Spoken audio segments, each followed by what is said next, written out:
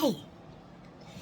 You know how I love funny things, and I love to laugh, and I haven't had a whole lot of reasons to laugh.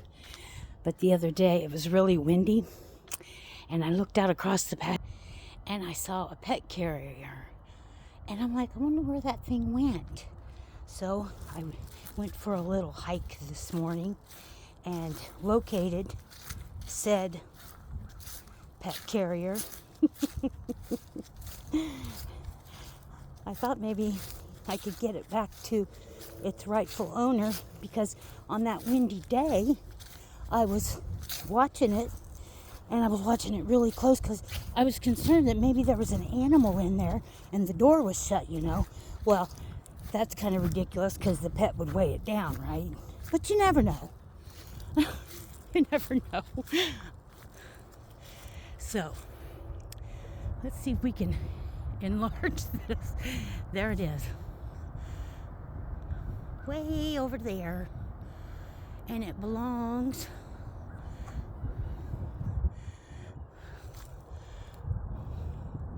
way over there.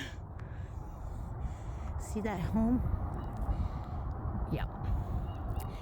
And I don't know if they know that their pet carrier blew off the porch and is way over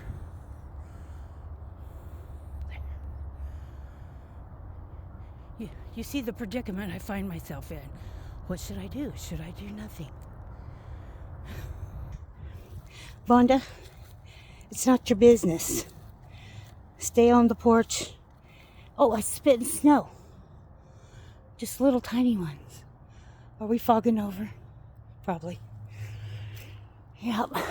The big aisle that used to be there. And Charlie would go in there and pull out the baby bunnies. They burnt that. Ruby, that used to come visit me, now has a pen. So when she's not in the house with her family, she gets her fresh air out there in the pen, because she loves to come visit me. Oh, I about fell down.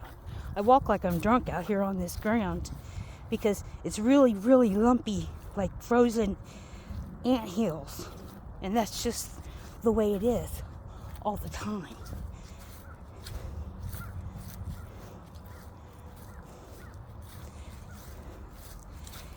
So, found this little dog named Annie, little Annie, and I really, really wanted her. She was at the shelter in Withville. So, on a Tuesday, I went to the shelter, and they showed me the dog, and I got to hold her, and all the other dogs were barking their fool heads off. But little Annie never made a peep. I'll include a picture of her. And I went back on Wednesday. I went back on Thursday. I went Tuesday, Wednesday, Thursday. And oh my God, fogging over. Tuesday, Wednesday, Thursday, Friday, I went ready to pick her up. In the meantime, I'd purchased food. I purchased a big indoor pet carrier, kennel type, if she would be more comfortable with that. Treats, everything. I still had leashes, food bowls, so I was ready. So Friday, I go in there, and as soon as I walked in the door, I said, "I'm here to get Annie." And they said, "She's not here." And I yelled, "What?" And they said, "She's not here. Another shelter came and got her." And like my world, I could just feel it closing in on me, like this, and like tunnel vision. And my head felt really spinny. and my heart like fell to my stomach, and I uncontrollable confusion and crying, and all I could say was, "Oh my God, oh my God, oh my God." And I drove home somehow, and I was crying so hard. When I met her, I felt like I was looking into Charlie's eyes. It was like I met somebody that I'd never met before, but like I had known him forever. And I cried for days, and by Wednesday it was getting better. Thursday was a little bit better. Friday, I had a pickup order at Walmart. That was yesterday. And I bought a bunch of fruit, some doggy cookies, and a basket to put them all in. And I made out a Christmas card, and I wrote a note in there that I felt like I didn't leave a very good impression. Right before I left there, the lady said that my application was denied. And when I had talked to her the day before, she was questioning me on my application, and she was really kind of put off by me, by the information on my application, references and stuff like that. And there was some kind of conflict and between them and my references and stuff. And she kept saying, "Well, we are like the people we hang out with." I don't hang out with anybody. I'm at home. I'm with Rhonda, or I'm at the store or the bank. I don't hang with anybody. I keep to myself. And so right before I left there on Friday, she said that my application had been denied. And so I knew there wasn't any hope of getting any other of their animals there. And I talked to my niece. She works at Petco, and she's familiar with these people. And she talked to them and found out where Annie was. And so I emailed the other shelter and let them know that I was very interested in Annie and would love to be her mom. And my niece made some phone calls and sent some emails and kind of like a reference for me. And then, oh, my nose is running. Vodka, quit your crying. I can't help it. Oh, I tell you, I just fell in love with her. And I got an email from the other shelter. She's been there, it was a week yesterday. And they was getting ready to have her spayed. And they tested her for parvo. And she tested positive for parvo. So she has to be quarantined for 3 weeks. And of course, they'll give her medicine and IVs and whatever she needs. I assume she's with a vet, their vet. And then when she's better from that and not quarantined, then they'll have her spayed and they'll contact me. And, I had prayed to God, if I'm not supposed to have this animal, make it so it doesn't happen. But I really want her. So if you would see fit that I could have her, then, I pray that it would happen.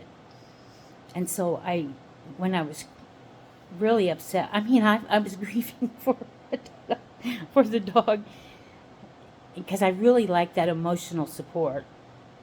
I really like petting him, talking to him, because I'll go days without even hearing my own voice. I'm not trying to get pity or anything. I'm just stating facts. And having an animal to take care of and talk to, and they force you to get out of bed, get dressed, go outside, all that. It's so good for me. It's so good for me not to just kind of be a hermit away from the world, because I can do it really easy. And so I was really looking forward to that. But when I took the fruit basket over to the shelter in Wytheville, where they denied my application, that lady wasn't there. It was different ladies that I had met that were really nice. And so I set down the fruit basket and explained to them that I felt I didn't leave a very good impression. And I was really sorry about that. And I wasn't promised the dog, so I should not have just taken it for granted that I could pick her up and bring her home. And I wanted to wish them a Merry Christmas, because they do so much. They have volunteers that come in, and then the little animals that they can give a treat to, and whatever they want to do with the fruit basket. It had oranges, a pear, apple, bananas, mango. I forgot to put the grapefruit in there. It's in my kitchen. I meant to put grapefruit in there. But a variety. And I wished them a Merry Christmas. And they asked me if the shelter had called me yet, contacted me, and I told them no, that they hadn't. And she said she thought that they would be contacting me, that I would hear from them. So that made me feel so much better. And then later in the evening, or late afternoon, I got an email from them, and I tell you, I just felt so much better. I just felt like God didn't want me to bring home a sick animal and let that get started through the building, because people upstairs have puppies. They're two puppies. Little Nellie, the dachshund, had puppies, and they kept one, and then brother-in-law kept one, and so they are up there frequently visiting. And so I don't know if their dogs are vaccinated or whatever, but I surely wouldn't want to bring a new dog in and then give parvo to the other animals. So God worked it out for the good, and I knew He would. Even though it was painful to me, I wasn't mad at Him, but I just didn't know His plan. And He's good. He's so good. And I'd been watching TV on Thursday night and YouTube videos, and there was a couple of times where I'd heard this story about Dax Shepard. He's married to Kirsten Bell, and they had gone to a restaurant. I believe it was in California. If you Google Dax Shepard, Kirsten Bell restaurant, you can find it on the internet and read the story about the restaurant and everything. But Dax was in there, and he was wearing a t-shirt. He wasn't dressed like with a shirt and tie or whatever. And the people, a table behind him or something, they were like talking about him negatively, for they couldn't believe that somebody would come in this restaurant in a t-shirt. They didn't know he was Dax Shepard. They didn't see Kirsten Bell because she had her back to him, I guess. And he could hear him doing that. And it came to him somehow that he should buy their lunch. And so he said to Kirsten, "I'm going to buy their lunch." And she said, "Perfect." So he went over to the place where they pay, the little station where they pay, the cashier, and told him that he wanted to buy that table's lunch, their friends, and he wanted to surprise them and pay for their lunch. So he did. And so when that couple got ready to leave, they didn't have a bill, and their waiter told them that the table over there had paid for their lunch. Your friends over there paid for your lunch. And so they went over to thank him, and they were embarrassed, of course, that they were talking bad about him, and then he buys their lunch. So they went over there with their tail between their legs, I guess, and to apologize and thank him. And then they saw Kirsten Bell and recognized her, and then they realized who the man was, and then the embarrassment really hit them. And they didn't even leave out the front door. They left out a side door. But he did that because of his faith and what the Bible says about doing good for your enemies, bringing light into a dark world, being salt, bringing flavor, to the world. And maybe it will leave an impression to be careful who you're being mean to, not to be mean to anybody, because it can really turn on you.